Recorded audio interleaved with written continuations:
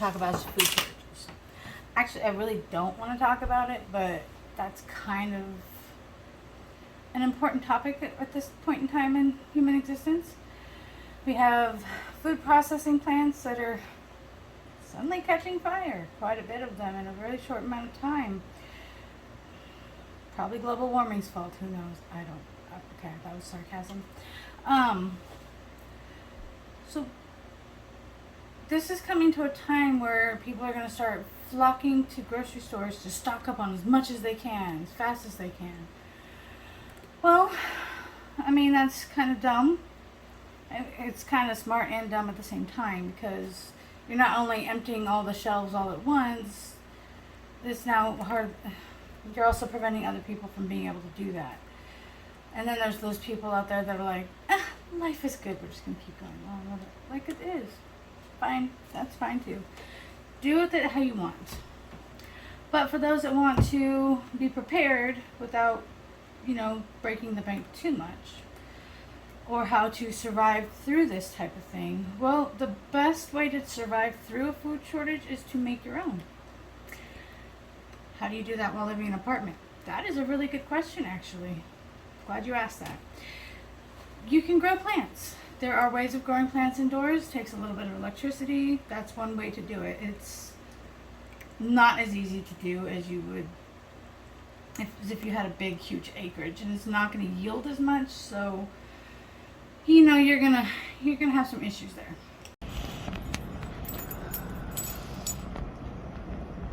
That's Seymour. Hi, Seymour. This is the garden. It's not a very big garden because I don't have a whole lot of space out here. You have one of the best views in the world. So, here I have lemon balm. These big green planters, these have a potato in them. They're little potato planters. These are a Purple Majesty variety. I'm all about all the purple stuff this year. Now that I found out it has a chemical in it that helps with maintaining brain function. And as you can tell, I probably need it. That had salsify in it until some creature came out and decided it wanted to eat it. So now I best put something else in it, huh? Kind of bummed. I really wanted to try the salsify. This one, even though it's got potatoes hiding all over it, also has some purple asparagus. It's got 2 in each one. This one as well has 2. This has some of the tomatoes, the little things you have to cut off every year. For some reason right now I cannot think of the name. I have no idea what these are. These are the only 2 that survived, besides that cute little slug. Oh, look at him. He's so cute. He's gonna go bye-bye though. Okay. These are either purple cauliflower or purple Brussels sprouts. I do not remember, and they both actually looked really much the same as seedlings. This did have an artichoke in it, but I have no idea what happened to it. Something came in here and kind of messed with it. So I'm going to plant another one. These planters can go indoors. I do have things to go underneath them and grow lights. Not those ugly purple ones, but some actually really good ones. Of course, I have an orchid. It's good on water for now. These are my purple green beans. This plant itself is not doing that great. There's a couple little beans on there. This is my pickling cucumbers. They're starting to grow little tiny ones, but then they stop. Which is odd because they have been fertilized, so they should be growing them. I'm going to add some more plant food here in a little bit and hope they do a little bit better. Yeah, you can see the little babies right there. And that just kind of decided it wanted to vine off over that way. This one here, that is my Cayenne plant.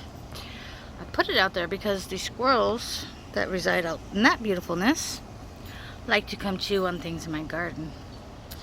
I have not seen them on my porch even since I put that plant up, and it hasn't even had anything grow on it yet. It's actually kind of interesting. But I figured if they were going to come gnaw on anything, I'd put the Cayenne closest. So, they might learn their lesson. That bad boy is my tomato plant. And looks like there's either flowers or some tomatoes finally. It's been flowering. It's really leggy because I don't get a whole lot of sun right here. A couple more potatoes. These were some green beans I started, but with the lack of sun and they're just fussy. They didn't really go too far. This is my jalapeno plant. It just flowered recently. So I'm hoping maybe get some jalapenos. Here's another, is that better boy? Tomato plant. He was really small and then decided to jump up. So he got leggy fast. Which is not a really good thing to have happen. So I'm still hoping I might be able to get a good yield out of that. Down here, those little guys, those are my purple carrots. I will go over later, try to figure out, or pull up the information and go over the details as to why I'm picking purple this year. Besides the fact that it's cute, it has a lot of benefits. Okay. Just come around to the other side here. Okay. These are also purple green beans. And these ones are producing a lot better. Though they have yet to start really climbing. They somewhat climbed, but not a whole lot. But I have a lot more beans on here. But I'm going to have to start picking them soon. Because they're getting kind of big here and getting ripe and ready to go. Looks like it's made a friend. I was hoping it would go all the way up to the top. But it didn't. It's kind of a bummer. I was really hoping for a bigger yield. These guys aren't doing that great for that.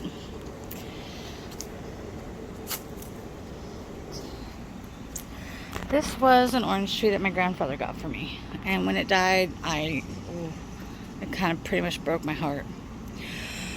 I could not pull it out of the ground and throw it away. So what I did, besides the fact that it's also making friends with potatoes and tomatoes, I added some nasturtium down here. That is not nasturtium. In fact, that's a weed. Needs to go. So I added nasturtium down here at the bottom, which is what these are. And it looks like some clovers also found their way in there, which I'm going to go ahead and keep because I think it might be good luck. And then that's potato. It's just going to climb the potato plant. I've had a friend over for the past 5 days, so I haven't really gone ahead to do anything except for to water. Go ahead and wrap him around. Let him climb. This right here that I'm playing with is actually a morning glory. Since the tree's dead, because morning glories will kill a tree if it's alive. But since it's already dead, what I did was I planted some morning glories around the bottom of it here, which is what these ones are, and that way it can vine up. And I think I have like a red, white, and blue mixture. I have to go patriotic when it comes to my grandfather because he had a very long service record, and he was very patriotic. Taught me to love this country and to be proud of this country, and that is how I'll always stay. So nasturtium is good. You want to make some teas and stuff like that. So I'm really hoping that this will eventually take off better than it has. We're only into July, so should have been a little bit better. But these got planted later too. And then of course I have my aloe plant, which I brought out a little too early this year, and she had some problems, so those ones had to go bye-bye. But taking back off again. These things, oh my gosh, they grow fast.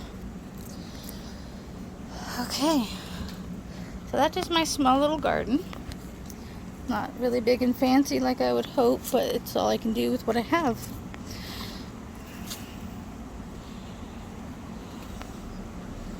I think that's really cute. I needed to put a cage on this thing, and I didn't. This was a grape, but I don't have good luck with grapevines.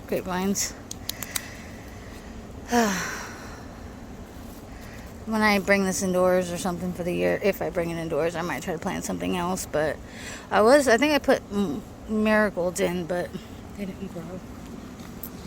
And then this was a pomegranate, but a dwarf pomegranate. But the squirrels have other plans for a lot of things. So that is my small garden tour. Do have a few empty pots still. I'm thinking of throwing some spinach in now that I finally found them.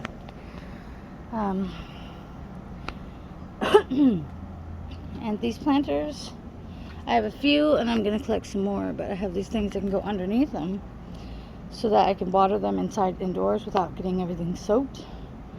And that way I can also, if I have to grow food in less than admirable conditions, like 30 degrees outside like it gets in South Dakota, I can take them inside, grow indoors, and still grow some nice vegetables.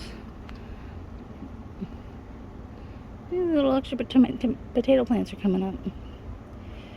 Let's see, these need to be fertilized and I'm going to need some water soon. I'm hoping the rain would have taken care of that though. Gonna get them some food and some water and let them keep growing. Another thing you can do is like me. I like to go fishing. I stock my freezer, and I make sure that I can continue fishing. If it really gets bad, you always have house pets, huh? Just kidding, mate. I love you. So, there's also hunting. You can do hunting to stock your freezers as well. So there's many ways that somebody can be self-reliant enough to be able to stock their food, even if all the plants go down. We did it for thousands of years before all of this stuff became readily available. We can do it again. In an apartment, way, way, way trickier. I'm pretty sure if it really came down to it where all the shelves are full or empty, we have no food anywhere. I don't like your tail. No. Anyways, sorry. Cat aggro. If it comes down to the way it was back in the day where we don't have access to just go out and buying groceries, you have to know how to be able to get your own. Do it like they did in the old days. Go hunting, go fishing, gardening, preserving food. And this is all stuff I do. Now I have always, okay, so this is, and this goes all the way down here. This is something I've had long before the food shortages started. I actually built this thing about a year ago when I moved here because, well, I had all these things and I didn't know where to put them. In my last apartment, I was able to put them all up on the top thing, and it worked just fine. But I have tons of stuff here. I got instant potatoes, a big thing of pinto beans, lentils, which I never use, but I got a bunch for free, so there we go. Long grain white rice. I don't use a whole lot, but it'll still come in handy. Don't bite. That is rude. I taught you better than that. Jasmine rice.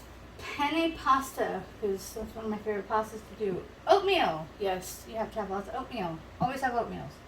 Really good. AP flour. Tricolored spiral noodles for pasta salad. Of course, you need white sugar, which mine needs to be topped off of. Bread flour, sushi rice. Yes, I make my own sushi. Country gravy, powdered milk, bouillon cubes, cornmeal, chickpeas, black beans. The list goes on. This one's empty. I have to figure out what to do with it now because I'm not sure what to do. I got some herbs up here, a couple canned things, some of my homemade pumpkin butter, and still working on organizing all that stuff up there. But of course, I have to have my turkey and my chicken roaster because that's what we do. This is just what I pull from. This isn't like something I keep a big abundance of because I have to have a bunch of this stuff. I mean, I do.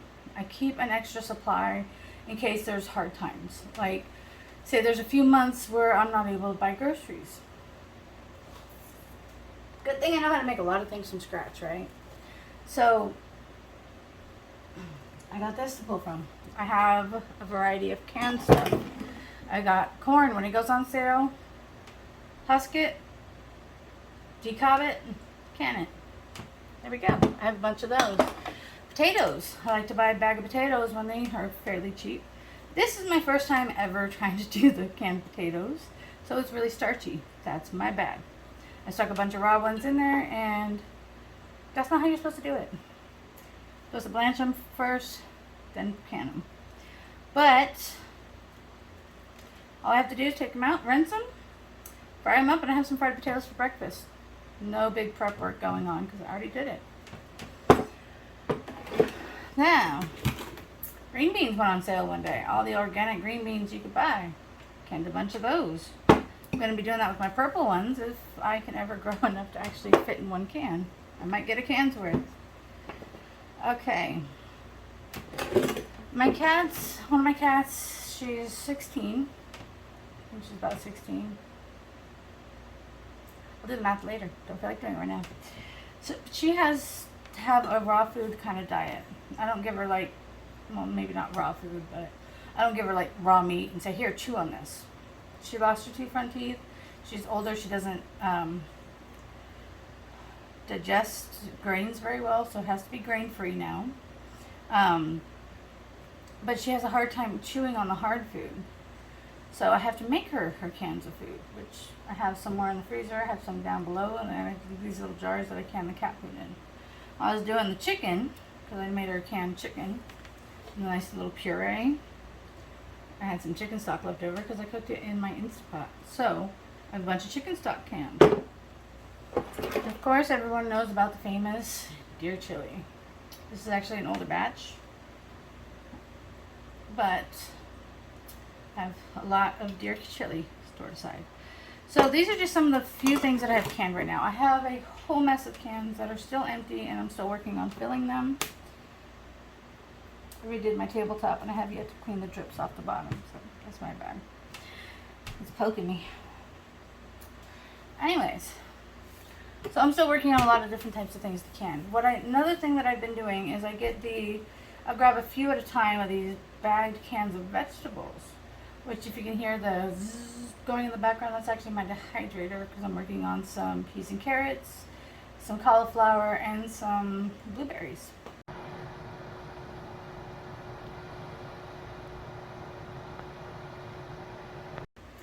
You get them while they're cheap, you get them in bulk, you kind of get them frozen. They're fairly easy to get, but they're not going to last very long in your freezer. You can try to vacuum seal them. They'll last a little bit longer, but they're still not going to last the greatest amount of time in the freezer. Now, I would absolutely love to freeze dry them. Absolutely love to freeze dry. Do not have one. I would love one. I am in a contest so I can win one because I cannot currently afford to actually buy one. Working on it. That would be amazing. Freeze drying would be a better option for me.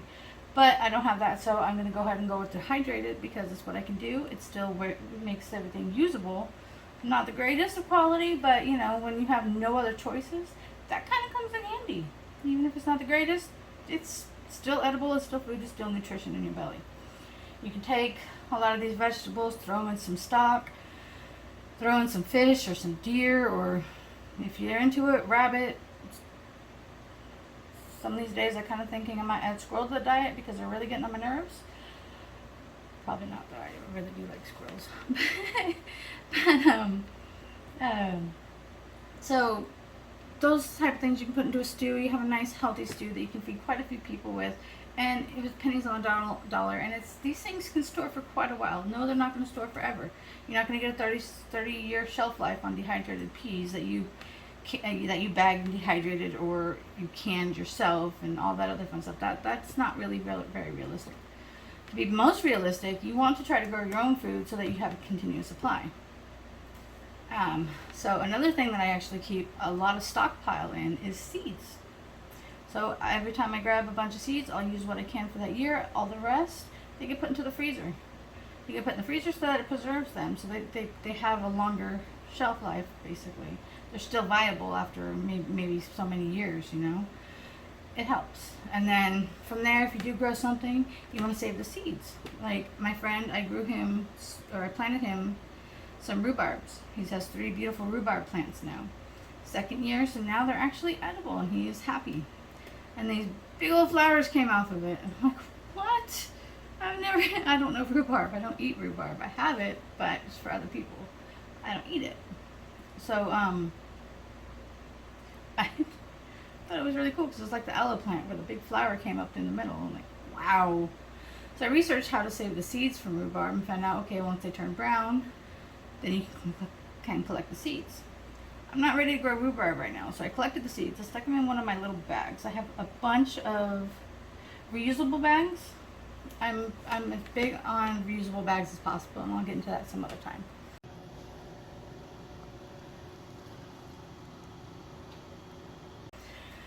Stuck them in those. They're in the freezer.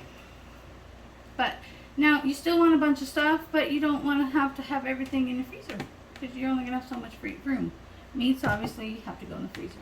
Dehydrating meats really kind of messes them up. If you can avoid dehydrating meats unless you're making a good jerky, I would avoid it.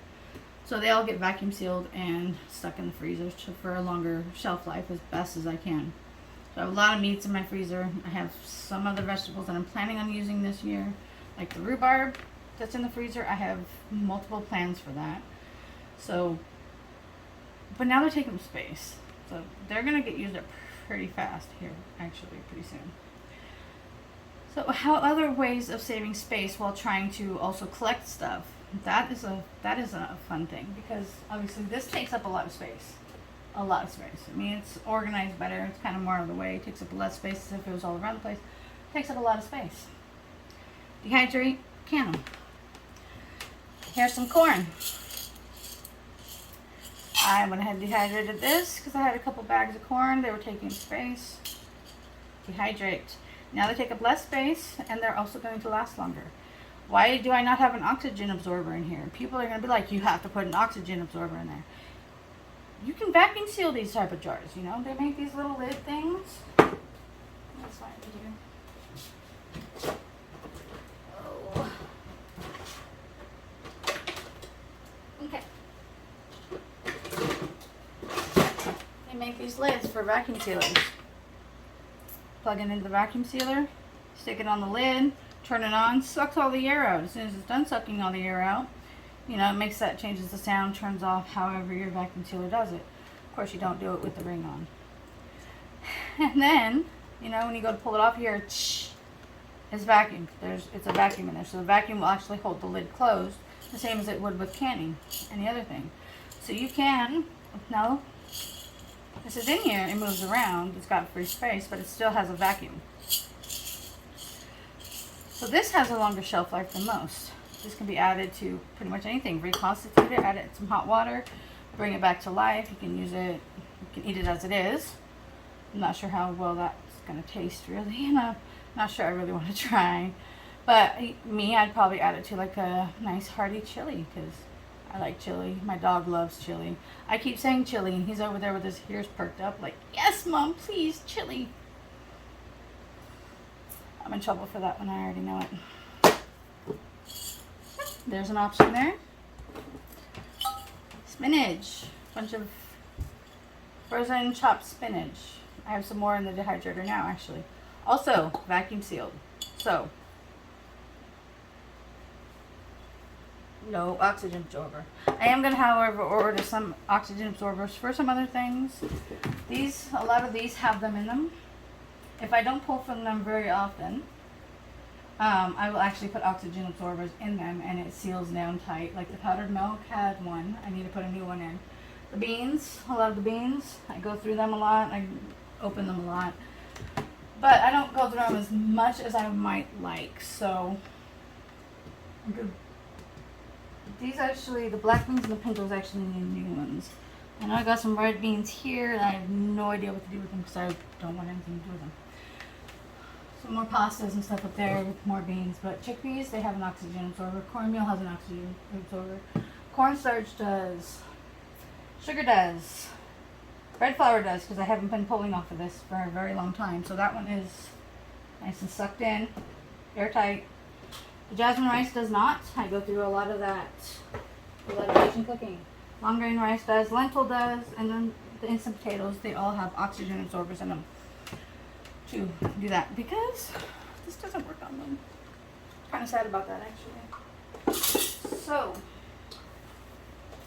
now is probably the time. I don't say go to the store and buy up as much as you can, as fast as you can, right away.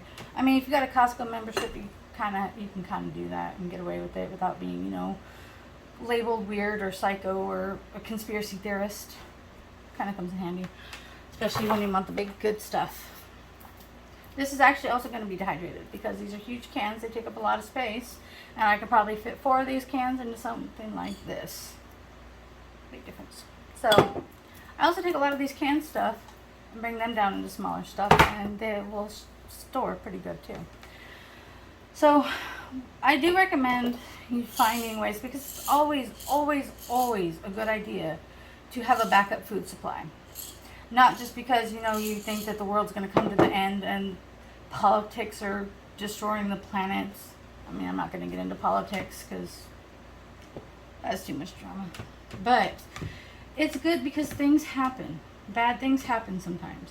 It could be, you know, asteroid blows up, causes an EMP, takes out a lot of electronics. Who knows how long it's going to take for the grid to come back up, you know? I mean, yes, I have a generator, and yeah, it's sitting in my living room. No, I would not use it in my living room. That would be dumb. It's actually meant to go for my camper when I go boondocking. I have a dual fuel electric gas, or not electric, propane gas generator, because I have the big propane, 3 big propane tanks. Well, not big, 20 pounders. But you never know what could happen. Anything could go wrong in the whole world, and you want to have somewhat of a backup. This is just because I've had to go hungry before. Things have happened where I barely got my rent paid, barely got electricity paid, and then still barely had enough for gas to get to and from work, so I could do it all over again. Whew, those were some rough days. I literally bought bread, and I had a bunch of bacon grease and would make a gravy out of that, and I would have basically biscuits and gravy with bread and the gravy I made. Good thing I keep flour handy. Not that kind, but I keep flour handy. I have a lot more flour and I put other places. This is just what I draw from. For other long-term storage, I have bags. They get vacuum sealed, or I put them in like these bags. I vacuum seal all the air out. They will store a lot longer that way, and they're put up someplace else in my house. This is so people don't think I'm that crazy, I guess. So I highly recommend people start finding ways of putting stuff aside. Especially with, we're going to have food shortages. You're looking on the shelves, there was like almost no lunch meat. I mean, I'm okay with that. I don't really go with the whole lunch meat thing very often. And most of the time it's eggs and tuna if I do make a sandwich. I got a lot of eggs. And I'm working on my tuna supply actually as well.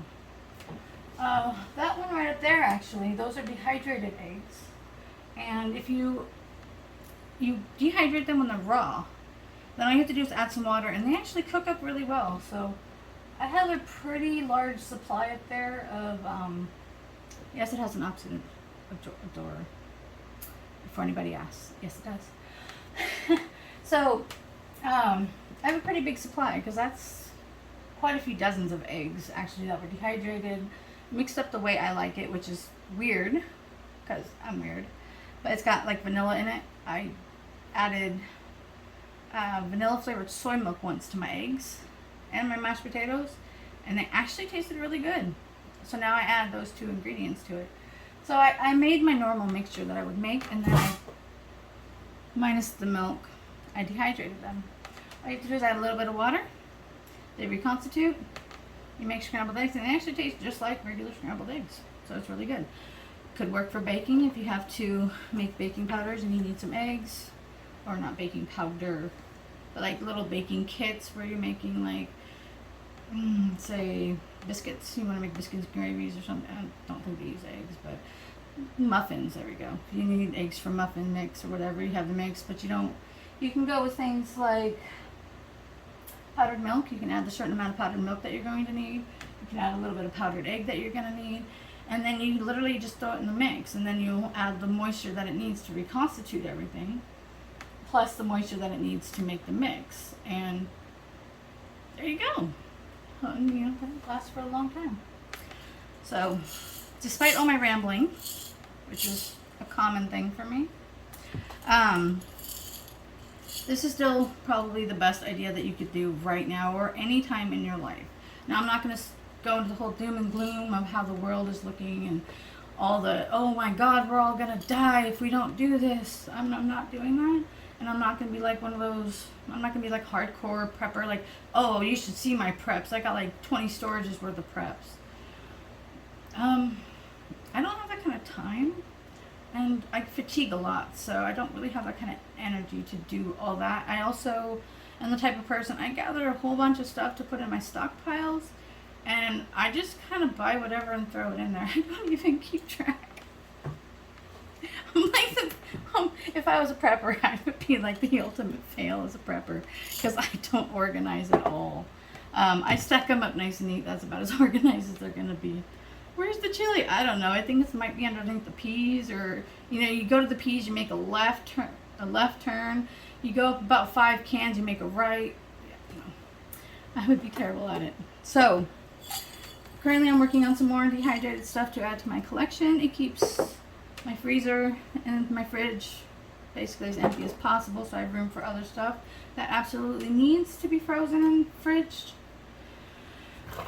Can what you can. If you make your favorite recipes, I don't have one of them here, but I have this chicken over rice. That's my mom's recipe, which is like a cream of mushroom soup, some shredded chicken, some carrots, and some celery. All nice and slow cooked in it. And then what I did is I ate a little bit because, I had to eat it. Put it over some rice, eat it. Really good when you're not feeling well. One of my favorite, I don't feel good, I'm going to eat this type of foods. I took the rest, I stuck them in cans, and I pressure canned them for the time it's required to do when you're pressure canning chicken and dairy at the same time. So I checked them both, they're actually both around the same, so I went ahead and pressure cooked it for that. I do not give all the pressure cooking times down because between elevations and stuff, times can vary, and it's really better to look up what it is you're trying to can and what it is for your elevation. So I have to look that up individually every single time, and I really need to do a printout of that because, well, what if one day there's no more internet? It's just good to have an extra printout of it so you have a chart for yourself. And so I suggest other people do that as well, mostly because I'm too lazy to do it for them. Okay, but you take your favorite meals, you can put them into jars, you can can them, you can take your leftovers aren't going to waste because not everybody likes to eat their leftovers.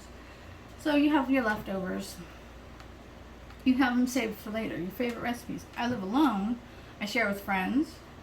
My guy always, he likes to reap in my spoils. Him and his family got a whole mess of the pumpkin butter. He got the blueberry rhubarb jam, so that was some of it. My other friend here in town, Ryan, he got some of it as well. My next batch is just going to be put up here for when everybody needs it. I'm not a big fan of that, so I don't. I like the apple butter. I have my great grandma's recipe. I will eat that, and I love the pumpkin butter. Pumpkin pie on toast is like heaven to me. So if, food shortages do happen, and I need some sort of a treat, to treat myself with something good, pumpkin pie on toast, living in life, have it for breakfast. Not like you can't also make more, you just gotta grow some pumpkins. Pretty easy. Tons of spices in my spice cabinet. I got this. So, good luck, guys. I hope that people find ways of making sure they can grow their own foods, can their own foods, even if you're going to just make your own meals and then turn them into canned food, all of that stuff. Make sure you and your family are covered. You try to have at least a year's supply of stuff. That's the norm. I'm pretty sure I'm nowhere near that. I'm 100% sure I'm pretty much nowhere near that. And though, believe it or not, I actually don't eat a whole lot, so I could very easily survive making just random weird stuff, recipes for crackers. I'd be just fine. Plus, again, don't just try to grow your own food. You want to learn to go fishing. Fishing is also good. Fish are really healthy. Northern pike are nasty. I'm going to just put that out there. Northern pike, absolutely nasty. I hate them. They piss me off so bad. I get them on my line. Oh man, do I cuss and scream. Last time I went fishing with Meryl, it was our last day, or no, the second to last day before we left the campground. I pulled up my line and I just started cussing up a storm. He's, what happened? What happened? I grabbed the fish. I'm like, I don't want to keep this asshole, and I flipped him off my line. He just sat there just cracking up laughing. Because I pulled up a northern pike and I hate them. My cats won't eat them. I have this whole nice little prepared thing of northern pike. My cats are like, if you don't like it, why would I? I know they're good for pickled pike for those that like the pickled. I don't like the pickled stuff. I like pickles. I do love pickles. I do not like pickled pike. But, on to another note. There are still catfish here. Catfish are good. Crappie, which I like to say crappie because it is fun to say I caught some crappie fish today. Makes everybody laugh. Look at the crappie fish I caught. So, you got crappies. They're good. Bass, no. I don't like catching bass. I don't go bass fishing unless it's like white bass, striper bass, combination of the two bass. At smallmouth, largemouth, I do not like to catch them if I can avoid catching them because I do not like sport fishing.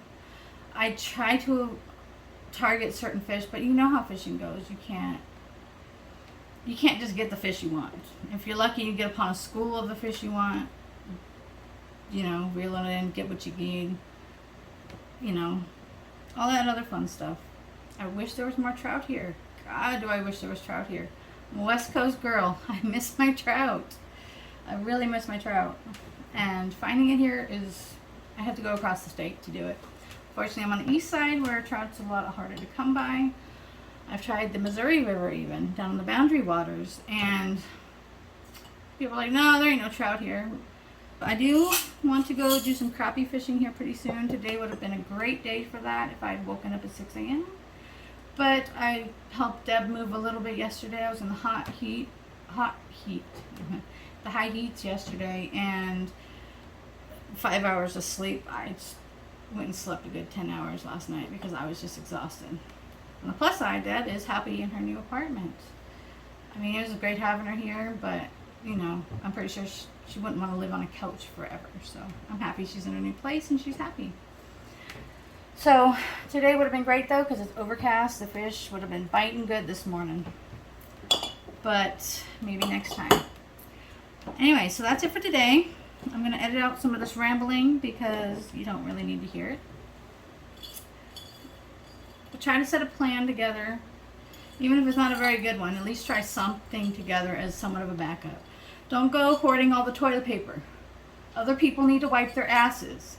Don't go buy a 2, 5, 10-year supply of toilet paper because they're talking about food shortages. Seriously, other people need to wipe their asses too. Be respectful of other people's asses. That's all I gotta say about that. So, but try to set some of a plan together. Have a little bit of a backup in case things start to go bad. You at least try to have at least a couple months supply so you can try to figure stuff out. And always helps to have a fishing pole handy. I also have a bow and arrow, which I haven't shot one in many years, so it's gonna be fun. Probably not gonna get anything, but you know, I'll get the hang of it again. It's in my blood. Us natives have got to be good with bows, right? And hunting. So, I will see you guys next time. If you like this video, please like and subscribe.